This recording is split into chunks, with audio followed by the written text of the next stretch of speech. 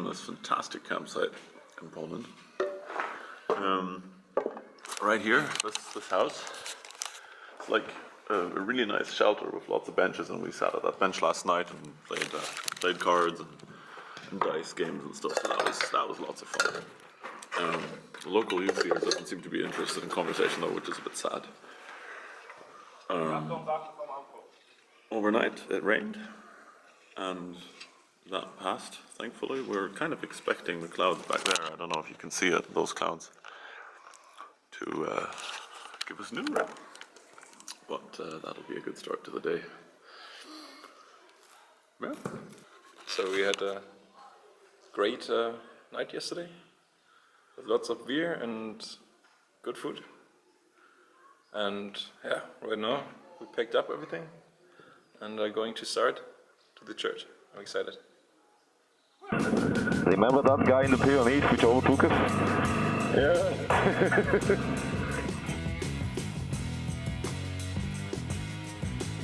That was badass, Carl. Yeah, no, they were doing like 90 or something, like. Recently, one of those speed bikers, like a high-profile one, crashed. And like direct hospitalization with lots of problems. Like, oh wow, really? yeah. Honestly, I mean, if you do 90 on a cycle, yeah. And I mean, they don't even have gear on or anything, so. Well, I was thinking, you know how there is those heating pads which you break the coin inside and it starts heating, right? Yeah. Is there the same with cooling? Yes. But how do you recharge them? Do you freeze them You after don't that? recharge them. Ah, so it's just one time. Yeah. And I mean, cooling which are actually reusable kind of thing. I mean, they might exist. The whole idea of that chargeable heating thing is that you deposit that liquid has a fairly stable energetical state. Yeah. And the freezing also happens at room temperature. Yeah. And all you need to do is apply a bit of energy to go across the barrier. Ah, right, okay. And that's what you do when you break that little thing of metal. You basically just push a bit of that material through the hole in the middle, and you excite it, and then the whole thing collapses into the lower frozen state and gives off energy. Ah, that's clever. Yep.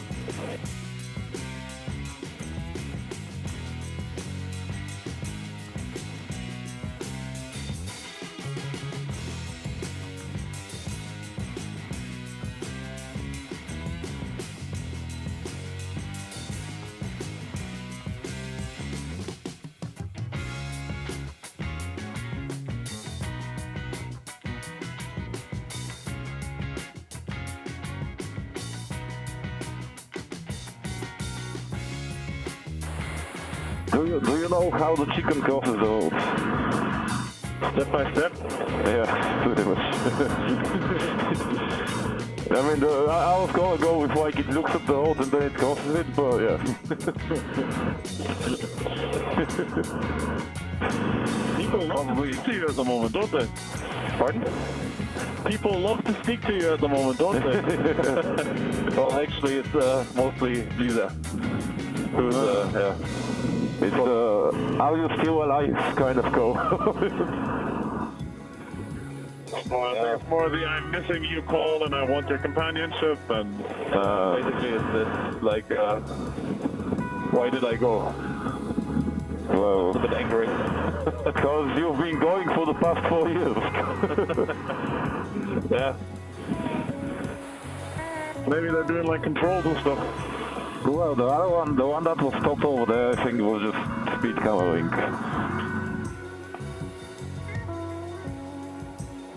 Well, either that or they're literally just waiting for cars that look suspicious. No, that also, yeah. Because that's what they do. So in the border regions, within 5 kilometers of the border, Yeah. they can do controls in Germany. Yeah, yeah, I've been stopped by one of those for like refugees and stuff like that. Yeah, and smuggling and people trafficking and everything they look for. I'm Also, suggesting to overtake this guy. Yeah, No. we can. Okay. Not right now. But yeah, it could be just patrolling. So usually, so the German ones, because I've been stopped by them once, they're kind of like Salotis, like an entire installation of people, which... Yeah. Definitely. So they have, they install like checkpoints and stuff like that, and big things. But then they also do this kind of like, you have two cars, the separation apart on the motorway. Yeah. And one's usually a spotter, the other one's a chaser. So when they see someone, they start chasing them and ask them to leave the motorway, and then they just work their way along the motorway like that. Ah, okay. Team is behind you. Thanks for the warning.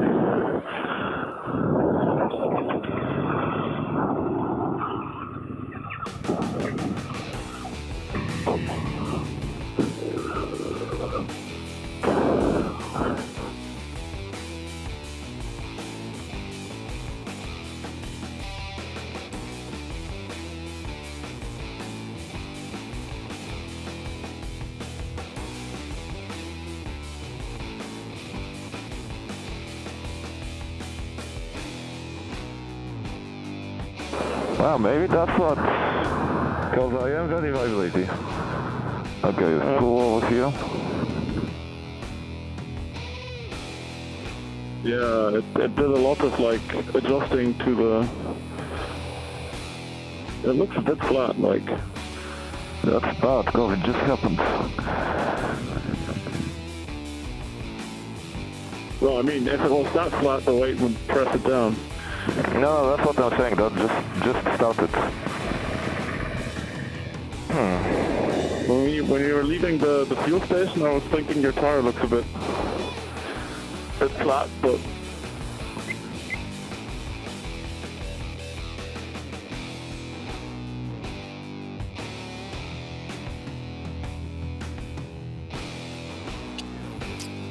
So, tire popped and it's leaking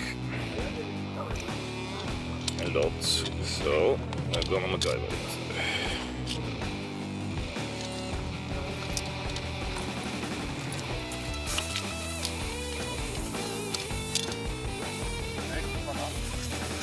So your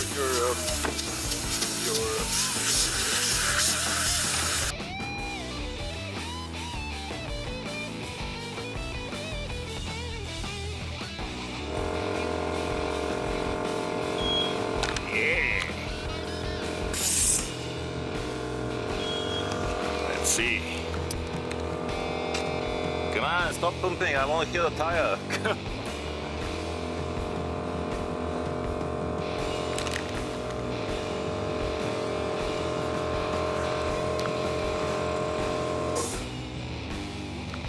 Oh, listen to this. Silence. Yeah. Oh, am I recording?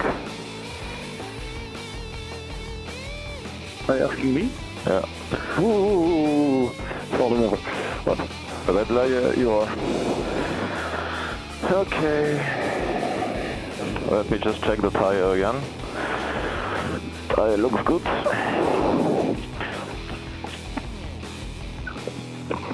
P50? Well, Yeah. whatever your tire says, and I'm gonna watch the curvature of your tire. I'm still vibrating though. Why am I still vibrating? Maybe your tire developed a bulge when it popped. You know? Yeah, well, that's not good. Well, it's not good anyway. Is anyone doing like this? No. Yeah, let's Fuck, I have a flying light. let me stop somewhere and check.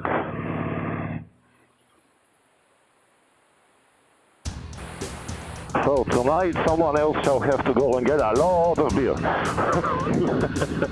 Ah. The typical way of dealing with a crash. Huh? The typical way of dealing with trouble. Yeah. Drink.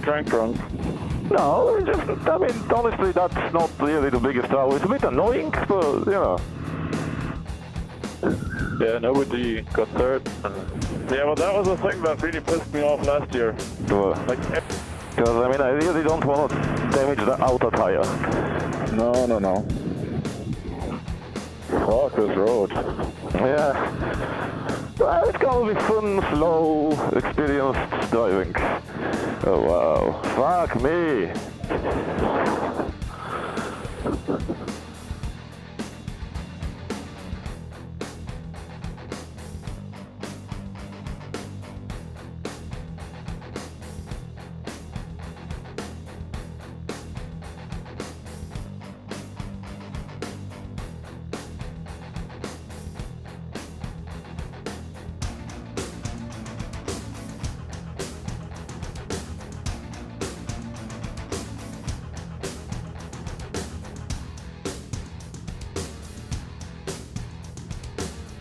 Film the other MacGyvering. Wait. Is it actually recording? Alright, it's already recording.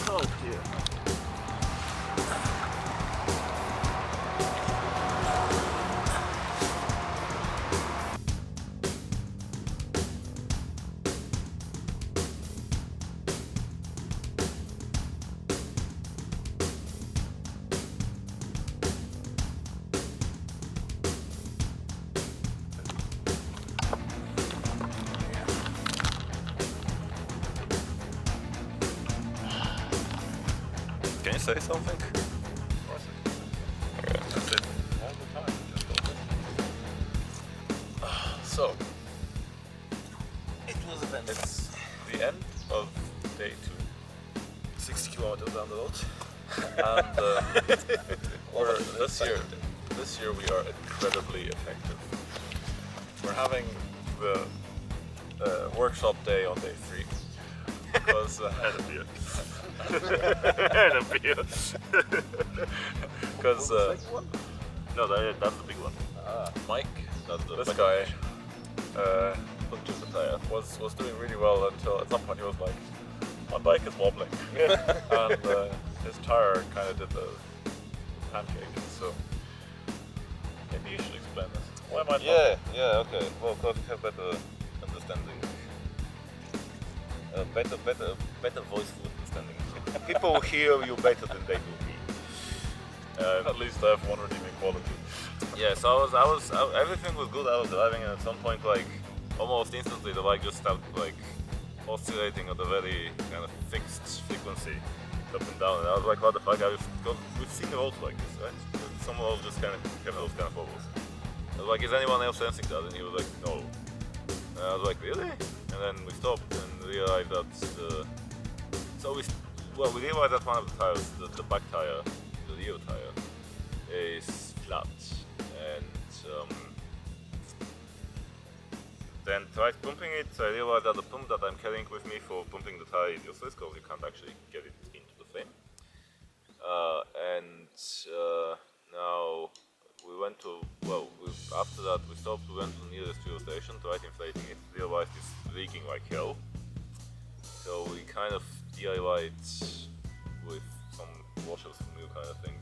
Yeah, I took parts of my bike apart too. Yeah, and cutting some of the seals on mine. We kind of DIY'd a valve. It's called a valve, intake valve. So the pumping valve. I think it's the valve on the tire, but it might be called different.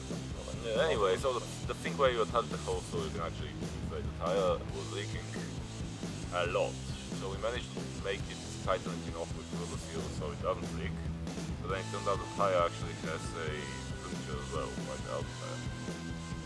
So it's leaking slowly. We're going to glue it now and go for the rest. And we found a calorie service, which is like 40 kilometers away from here by now. So we're gonna go there. Hopefully they'll have the tire, and then we'll change it and then continue. And well, we're gonna take a highway for a while, for like 3 hours. It's gonna be enjoyable. We had fantastic roads today. Exactly, yeah. And I was like, It's almost like riding a horse. It goes like this. Every horse rider would be like, all right. Yeah, we also realized that the tire itself without the inner tire apparently is like strong enough to actually support the bike. It's just heating like hell. Yeah, because I mean, it works a lot every time. You have Mega friction. That's like, now is the time to do a wheelie. Just flip the bike like. Oh, now's the time to do a wheelie. What's going to happen is your tire's just going to disassemble. Yeah, that's true. But anyway, so that's why we're going to this. But as I was discussing with Tim when we were away, it's actually a good thing that it happened here, because the places that we're gonna miss here because of that we can just drive to on the highway for 2 hours to do this kind of thing. Where if that happened in the middle of Greece and we just keep it happening to Greece, that would be a bit more shit. So hopefully, you know, by the time. Okay. Should I show the place actually? Let's show the place. So this is the place. Very good. There's a slide over there. That's all of it. I mean, it's fantastic. But this is not the place, but it's a lake next to the place. Can I focus on the mist? Oh, you can see the mist. That's cool. He has a hatchet. We can tie it on a string, on a piece of rope, and then we just throw it. It hatches into the fish, and we pull it out. Kind of like bow fishing, but with a hatchet.